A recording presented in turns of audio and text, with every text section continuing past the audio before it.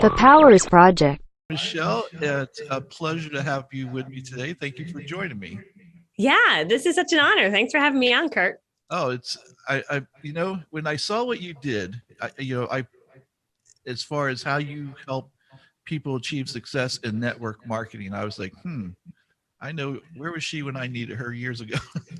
Because I think everybody's probably dabbled in network marketing at one point in their life or another, where somebody who comes up to them and says, "Hey, listen, I have this great opportunity for you," and as you see these opportunities come and go, you start going, I don't need another opportunity. In fact, we pretty much do what your mom did, which was like scam.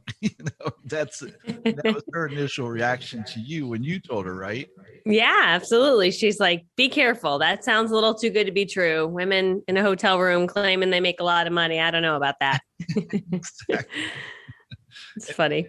And so you've done this for 17 years, but in the last 6 years, you figured out what you needed to do to be successful in network marketing. And the thing I find fascinating is most people do network marketing because their career is kind of stalled, or they're not on the career path they want. But you actually were a pharmaceutical rep. You had a great job making great money, and you're like, I still want more.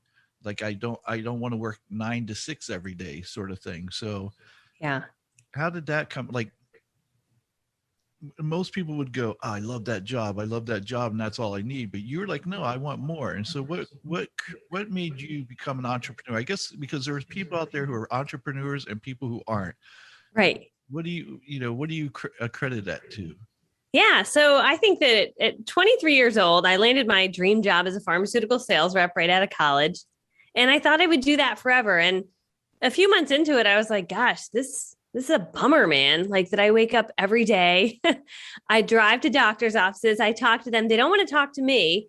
And I act like it's okay. And I do that day in and day out, to 8 doctors' offices a day, walking in there. No one wants to see me.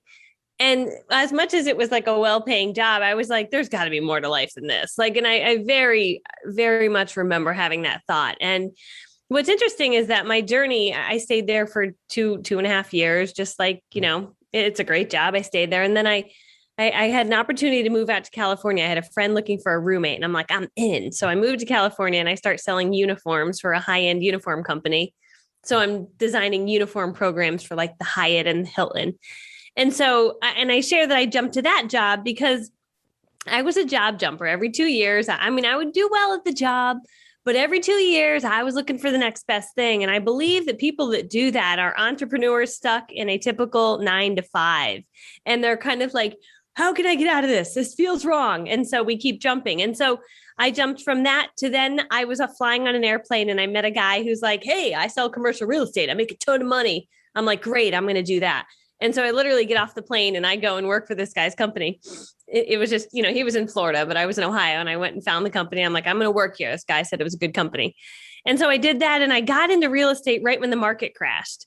And so I went from making good money to like no money in 2009. And that was such a blessing, because then I said to myself, you know what? I need to find a job that's like my own job and that is not controlled by quotas. Like, I was so annoyed by the quotas that were set for me in corporate America. In corporate America, I remember my boss sitting me down, the uniform guy, and he's like, you did a great job this year. Next year, your quota's double. I'm like, sweet. So I'll make double. He's like, no, you'll make the same. And I'm like, oh my gosh, this is such a scam. Like, Exactly. and from that day forward, I was like, this is a scam. Like, these quotas these companies set, which I get it. If I own the company, sure, I'm going to do the same thing. But it just didn't make sense to me. And so I just became kind of like this little rebel in my mind. Like, I'm not going to work for someone. And my only easy road was to get into network marketing, right? Because Robert Kiyosaki says in Rich Dad, Poor Dad, that there's 3 ways to make money. You can own real estate, you can start a small business, or if you don't have a lot of money, then you start in network marketing and figure it out. And so for me, that was kind of like, okay, well, I don't have a ton of money. Let's go that route. And so I said in 2009, I'm going to make this work. And I found a lady local to where I lived. And I said, hey, I've been trying for 6 years to make this work. Been dreaming about it, not doing anything with it. I really want to make this work. And she said, okay, come to my little training. And I followed her little systems. And I loved her because she was a shy introvert who suffered from social anxiety. And so much of her story resonated with me. And I just followed her lead. And 6 months later, I was leading a team of 50 reps and driving a free car and making a passive income of about $5,000 a month, which at that point, it hadn't replaced my income, but it was enough for me to live on. And I was like, I'm good. Like, I don't have a boss. I was willing to take a pay cut to get out of that whole madness. And then it just continued to grow from there. So now your product that you have is your product, which is how to teach people to succeed in network marketing. So that's your product that you created and that you have out there on your website, right? Absolutely. So I started a YouTube channel 7 years ago, and Wow. I didn't do it other than just to help people, right? So I made this YouTube channel and I start sharing with people, hey, I'm just like an introvert from humble beginnings. I grew up incredibly poor. And this is like how I did this, because network marketing is scary. If you told me I had to build a business by walking up to strangers, I couldn't do it. And so for me, I had to build my business in different ways, which was using text message and little jars. And I did all these really random things, but they worked for me to get me in front of people. And it worked within my comfort zone. And so I started doing those little things, and and and I started sharing them on YouTube, and people started to find they were helpful. And that grew into kind of an online brand. I shouldn't say kind of, it's now a 7-figure online brand that helps people. And so it first started with a CEO of a company found my YouTube channel, and he said, our sales reps love you. And I was like, what? And he was like, can you come out and speak? And I was like, yeah. And I was like, keep it cool, Michelle, like, keep it cool. Okay. This is the CEO of a network marketing company. And he's like, what's your fee? And I was like, I'll get back to you. Cause I'm like, what is my fee? And I remember saying to my husband, this guy wants to know my fee. And he's like, well, what's your fee? I'm like, I don't know. I don't like to leave the kids. He's like, how much money would someone pay you to leave the kid? Like, you would leave the kids for that dollar amount? I'm like, probably, like, someone gave me $2,500. I would leave the kids for 2 days. He's like, okay, tell him that. I said, it's 2,500. He goes, great. I'll send you a check today. And I was like, shoot, I should have said more. But either way, so I go out and I speak, and he was like, as I hang up the phone with him, and this kind of started that conversation was such a pivotal moment. As I hang up the phone, he says, and bring along your training program. And I'm like, training program? I have a training program. I'm like, I'll make one this weekend. I will make some CDs. And so I started, I recorded 3 CDs, how to generate leads, how to host parties, how to recruit. And I brought those along, and people started to buy them. When I got home, I put them on a website, and then I learned how to use funnels to sell them. And those things initially didn't sell much, but when I ran my first Facebook ad, those things sold like hotcakes. And I was like, that's weird. That's awesome too. And so then I ended up kind of down the journey of creating things, online courses, and I wrote a book, and I've got lots of other little programs that help people to succeed in network marketing. And it's just my passion.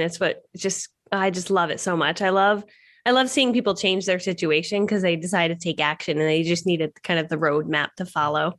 So that's what I do now, and I love it. Well, all right. So let me touch on a couple of things. One is that I think you're absolutely right. Those people who work at a job, because I was the same way.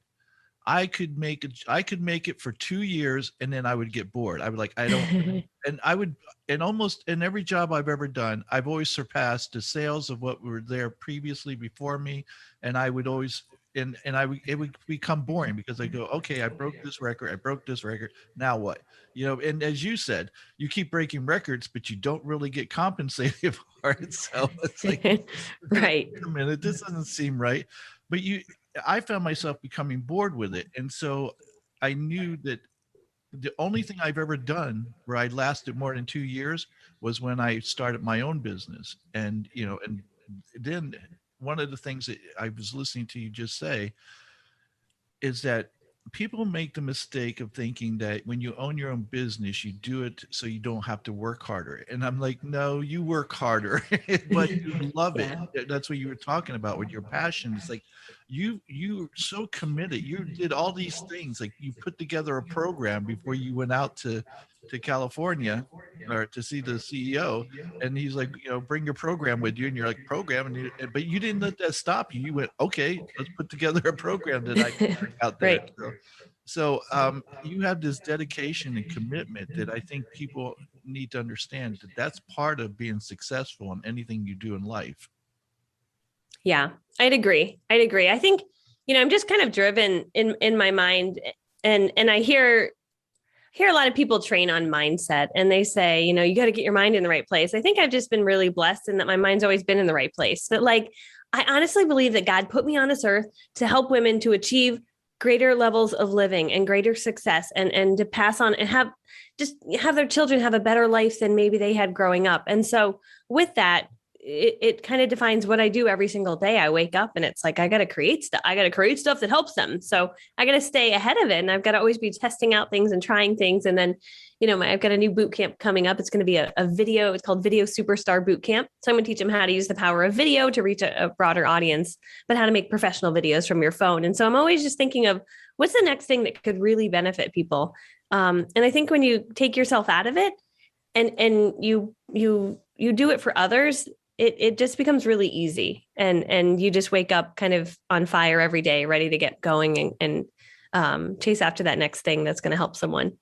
Well, I would say you were put on this earth to help women succeed, and one man at least. That's and yes, I have a few men in my audience, and it's so weird because I'm like, everything's pink and we send out unicorn gifts, and like, and they're always like, thanks for the unicorn mug. I'm like, you're welcome. So like, it's just funny when they sneak in, but they find the information helpful, but it's very chick, a lot of girls. Well, I know we had talked previously before I had you on the show, and you'd said something that made so much sense to me. Again, I was talking to you about, I was doing shirts because you like unicorns. I like rhinos, which are fat unicorns, I guess. And I wanted to do something for Rhino Orphanage. So I was talking about doing t-shirts and for them and stuff. And you go, yeah, I don't do t-shirts. And then you told me, you said, this is what I found works. And I listened to what you said. I was like, wow, that was genius. I mean, I don't know what that would have cost me if you hadn't just told me, but it would have been worth it because it was genius. And I find that oftentimes, if not all the time, the answers are always simple and you just haven't thought of them, but you have. So yeah, I always, I kind of look at the whole picture, the bigger picture, and I'm always learning. I've made some mistakes over the years too. So, but I love that. I love the challenge of it all. So the other thing, beside the fact that, I think you're right that I don't think everyone has it in them to be an entrepreneur. And so I think the ones who do, I think they have that, like you said, you always had the right mindset. I think entrepreneurs always have the right mindset. It's not something that they have to learn. They just have it. They know what it takes. And so I think there's a lot that goes with that, and that it takes a particular kind of person to do those things. Like you read Robert Kiyosaki's book, and then did you get into real estate right after that? Because is that no, or did that happen beforehand? Yeah, no, I didn't get into real estate. I ended up just getting into network marketing. It was either, He was like, you got three options: real estate, small business, or network marketing. And network marketing was the lowest startup cost out of all of them. And he's like, if you don't have a lot of money, then do network marketing. You'll learn business there. I'm like, great, that's what I'm going to have to do then. And so that was the road I went down. Okay. I thought you had done real estate shortly for a guy. Oh, I sold commercial real estate. Yes.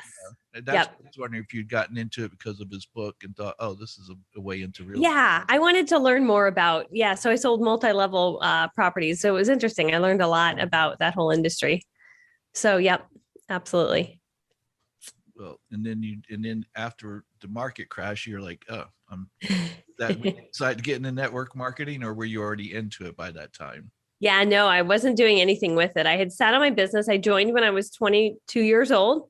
From 22 to 29, I did nothing with it, but think about it. I dusted off my inventory I'd bought from the company, and I bought $3,000 of inventory. This wasn't like a small amount.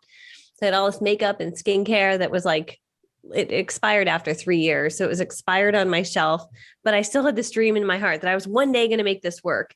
And so at 29, that's when I was like, okay, enough's enough. Like, I say to people, when you get fed up enough with your current situation, you will decide to make a change.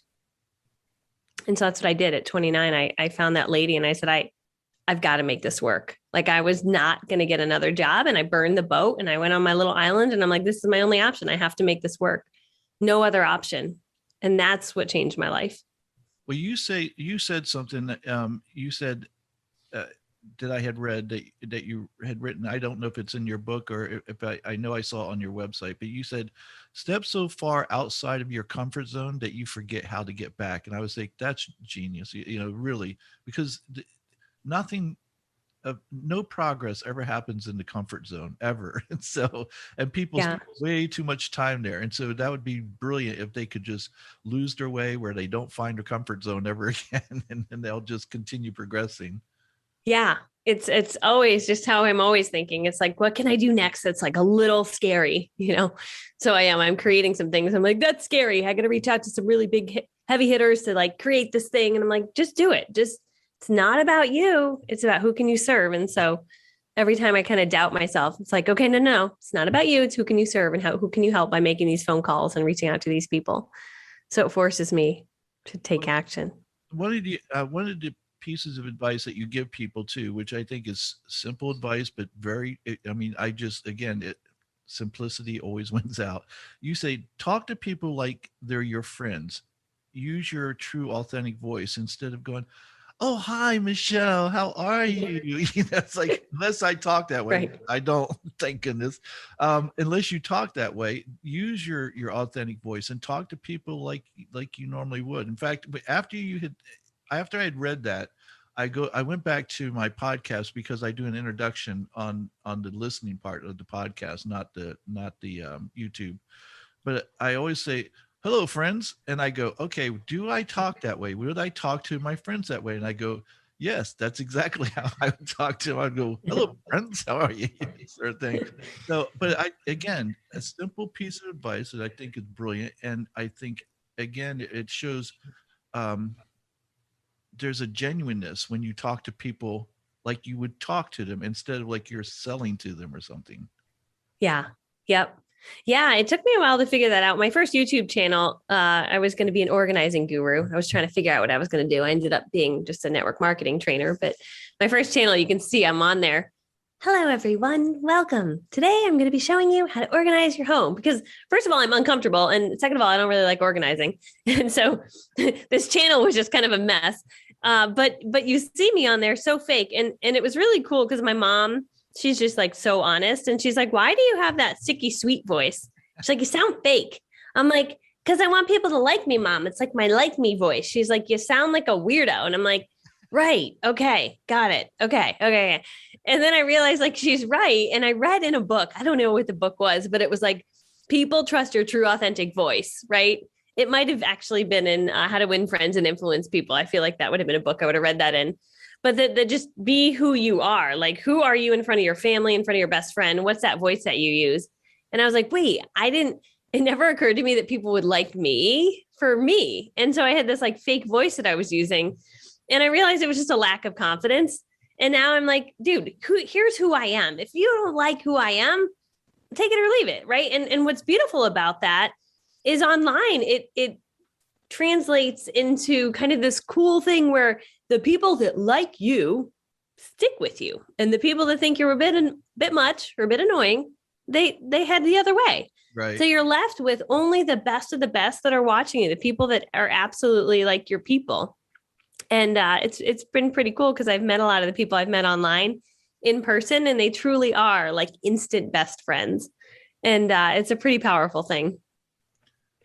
One of the other things I love about you is this, and I may be wrong in my assumption about network marketing, but the people I've known in network marketing, I've almost always been approached in this manner.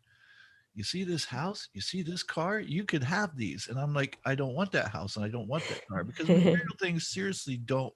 I know there are people out there who think I'm crazy, but I've never been a materialistic person. Like I could care less. And I guess because I've always had those things at my access. So I've never wanted, they've always been there. I don't have a need for them. So I've never been driven by that. And that's one of the things I love about you, because you don't talk about, like, you're not a materialistic person. You talk about what money does is that it gives you freedom and it gives you choices. And that's what I like, because that's, you're absolutely right. I love the fact that money does give you this freedom, and it gives you the ability to make choices that you wouldn't be able to make otherwise. And I like your approach from that. Yeah, totally. I mean, I grew up so poor. My mom was a single mom. And so from like 0 to 22, I was just broke until I had like a real job. And so I always had like, I worked at Dunkin' Donuts, did all these random things through high school to make money, mowed lawns. But I didn't have a lot of money. And so I know what it's like to not have a lot of money, but I'm also not, I'm like you. I don't have a fancy purse. I did buy it. I bought myself a Lexus. That was my one little cheat. But like, other than that, like, I'm not driven by the real material stuff. I mean, I think what excites me about making extra money is two things. Number one, I can help people. So when we've got a family friend in need or someone online that needs help, I'm able to help people. And that really, that really motivates me to work harder, because how many people can we help if we all decide to step out and do more, right? And so I'm really driven to help people. And number two, I like having choices. And so stupid, but like, I bought 2 electric toothbrushes, one for upstairs and one for downstairs. And like, I'm like, that's awesome. Like, to be able to buy 2 of something is like really why I work hard, because it just convenience to have the one here and then I got the one upstairs. So like, those are the things that excite me, not necessarily a fancy purse or whatever. My purse is $25 from Marshall's, It's so funny, because I was just thinking about that today. I was thinking, when you wear your AirPods, people almost always wear one or the other. They don't wear them both at the same time, because if when this one dies, they'll switch it out with this one. And I was thinking today, why don't I just buy 2 sets of AirPods? That way I can wear them both and then switch them out when the other ones die. And so, yeah, I completely get that, being able to buy 2 of something just because you want to, and Right. joy in that. Um, and as far as your purse, I'm the same way. I went into a Louis Vuitton store here in Orlando, and they had a wallet there, and it was like 400 and some odd dollars. And my friend's like, "Oh, you should get that." And I go, "No, I should not get that. Why would I have a wallet that costs more than the money I would have in it?" I go, Right. I would never carry that kind of money in that wallet. And I'd be mad that someone stole my wallet, because the wallet cost $450 instead of the money that was in it. Yes, I think the same way as you. And I don't know what amount of money I need to make that I'm buying that stuff. I just don't think it's in me. I don't think it. I don't Right. think it's either. I don't think it matters if you're a multimillionaire or a billionaire. Yeah. It's just certain, I've known people who are extremely wealthy. I mean, like, that make people look, who are multimillionaires look poor. And I will tell you, they are the simplest people. You wouldn't know they had a dime to their name, because they just don't care about those things, because they know they could afford to have whatever they want. And so Yeah. therefore they don't need anything to prove anything. They know what they're worthy or worth. Yep. So I think it's we need to, I need to note to the audience is that here you are, you're a wife, you're a mother, you're a entrepreneur, and you're the author of your book, Girl, or Do It Anyway, Girl, which I think is a cute title for it.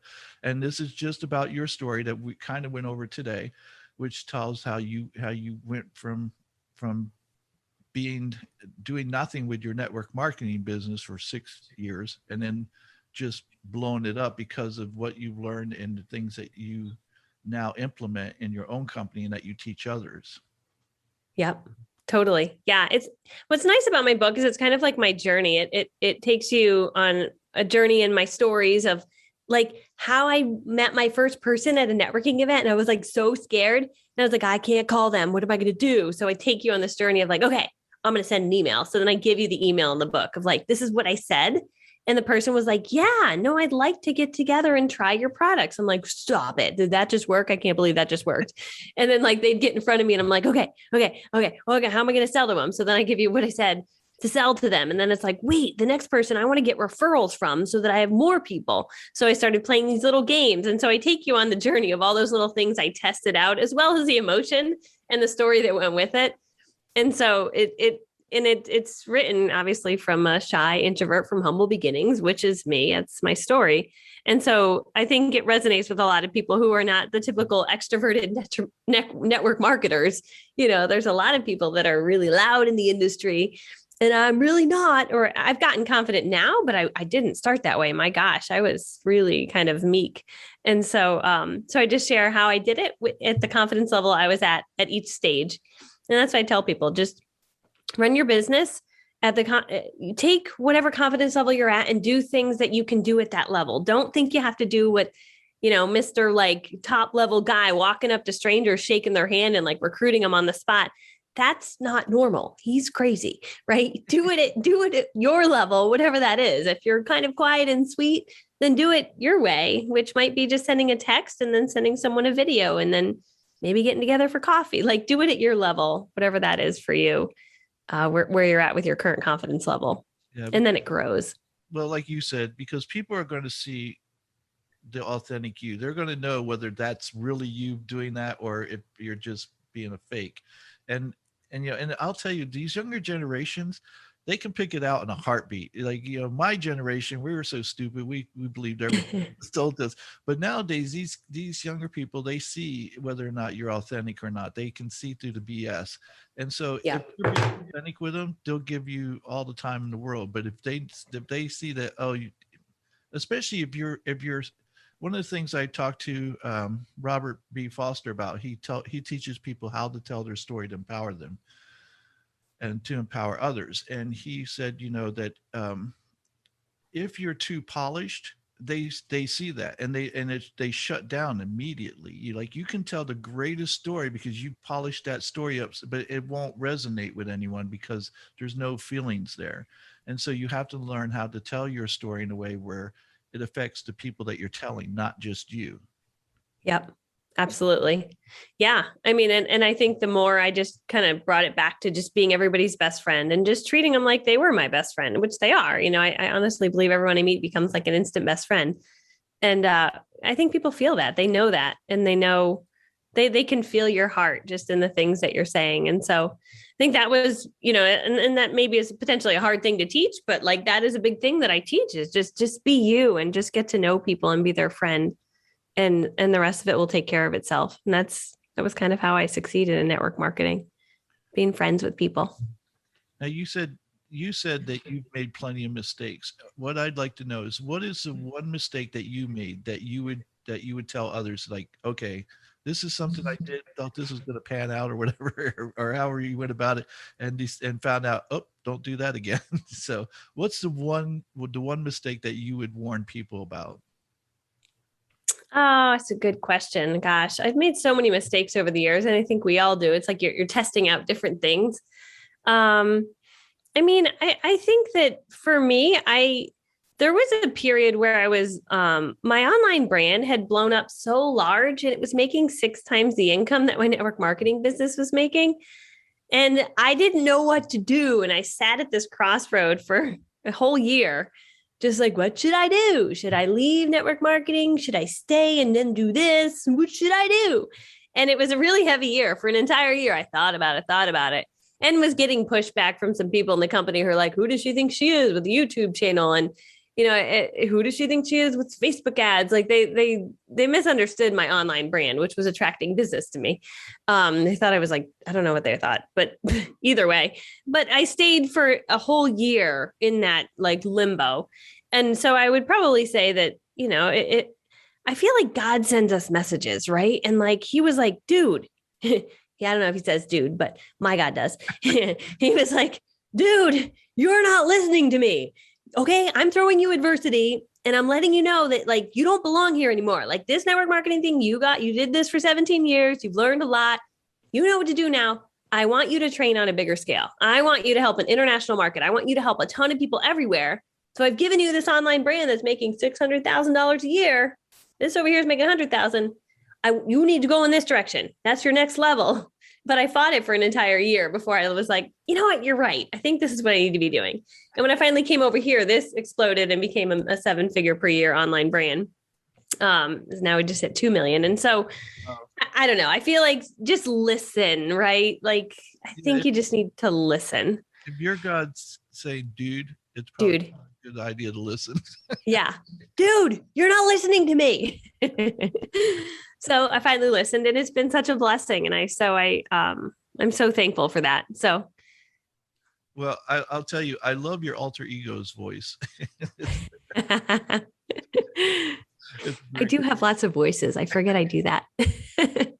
so what does your husband think about it? Obviously, he's had to be very supportive, I would think, in order for you to be able to take your company to the point that it is, where it's making seven figures. And I mean, what's that been like? Yeah, I think what's interesting is this seven-figure business that I run is infinitely easier and less time consuming than running a six-figure per year income as a network marketer. So it's been a really easy transition for us, where I think what's beautiful about what it is I create things that exist forever that help people, that they can pick up on autopilot, right? They might check out a webinar and then buy the thing.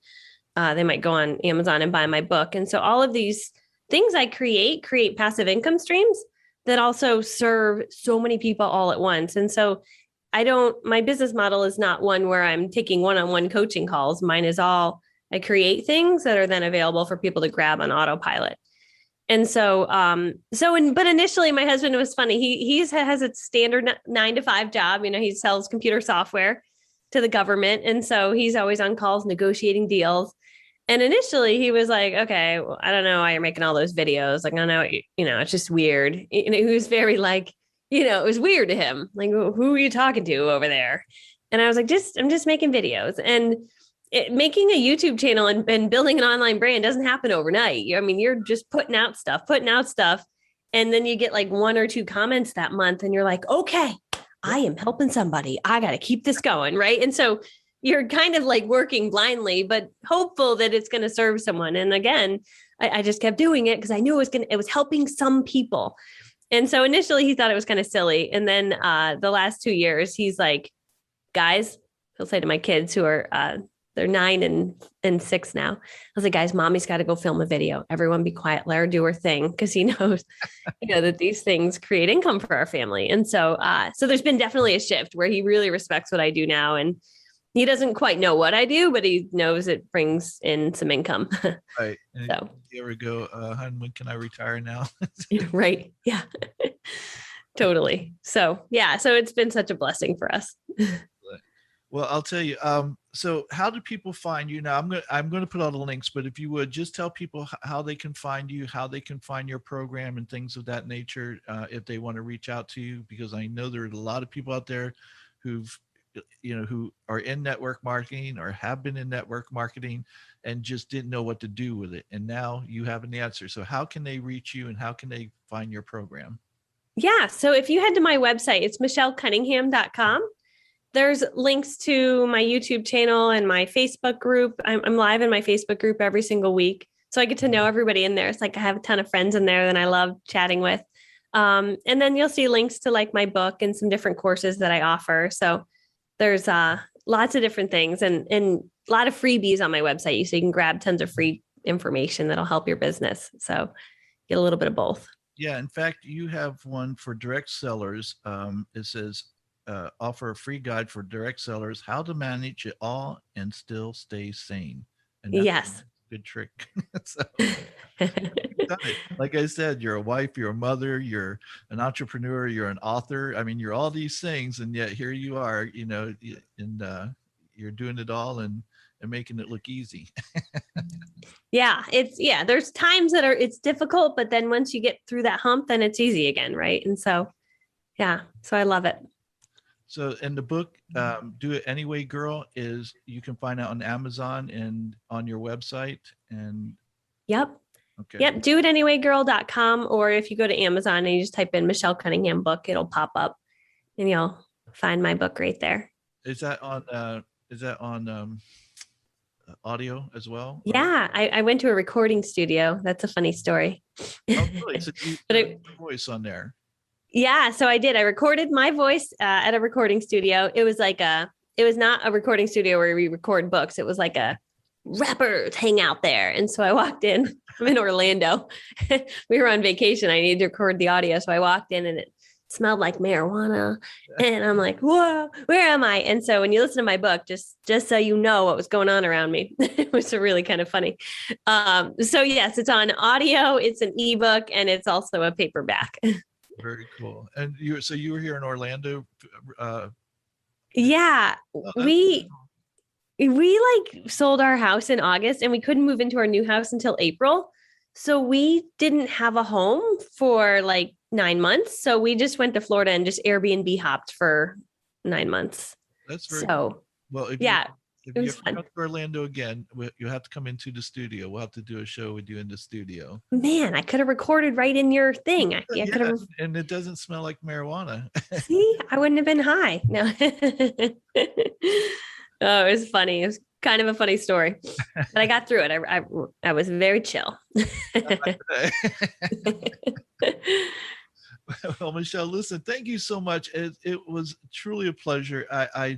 You know, I, I've been so fortunate, especially as of late. All my guests have been just these overly positive people who have a great message, who are helping others to show them how, this is what your life can be like. If you don't like where your life is heading, then change the direction. As you said, you have choices. So you make the choice because that's going to determine where, what path you go down.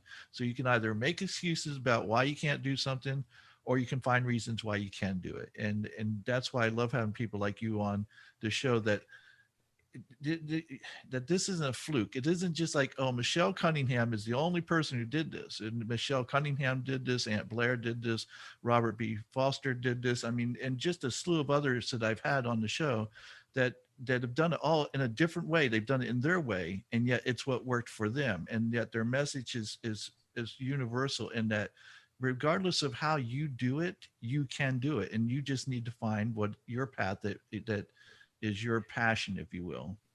Yep, absolutely. So, Yep.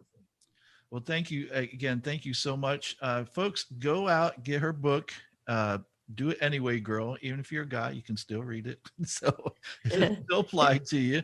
And you can go to her website, michellcunningham.com, and check out her programs, especially if you're already in network marketing. And, if I wish this had been around when I was in network marketing years ago, but you still have advice that you gave me that helped me. So, so anyway, but thank you very much. And folks, thank you for joining us. And I hope you enjoyed this as much as I did. I don't say that often, but this one was appropriate.